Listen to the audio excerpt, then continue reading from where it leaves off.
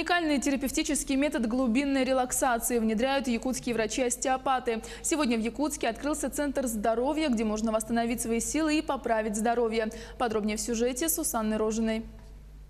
Команда профессиональных врачей открыла свой центр здоровья, в котором даже новорожденные дети могут получить лечебный курс остеопатического массажа. В центре работают врачи-неонатологи с многолетней практикой. Я работаю неонатологом уже около 20 лет. Да?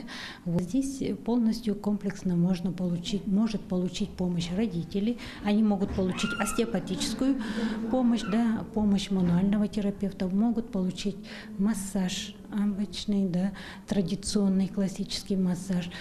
Помимо остеопатических услуг в центре есть специальный бассейн с концентрированным раствором английской соли, который позволяет погрузиться в состояние невесомости и тем самым достигнуть полной релаксации, так называемый флоатинг. Флоатинг – это уникальная по себе процедура восстановления, процедура сенсорной депривации, отключения внешних раздражителей. Все, человек отдыхает от информационного шума в условиях невесомости.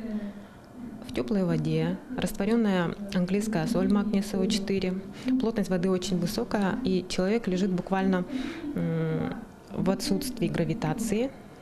Эта процедура позволяет не только полностью восстановить организм, но и помогает быстро устранить симптомы нарушений биоритма, особенно после длительных перелетов и смены часовых поясов. Очень много, конечно, проблемных людей, но она нужна всем, не только очень больным людям, но и тем, кто поддерживает свое здоровье.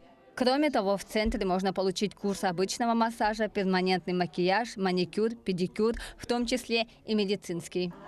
Сусанна Рожина, Георгий Григорьев, Якутск.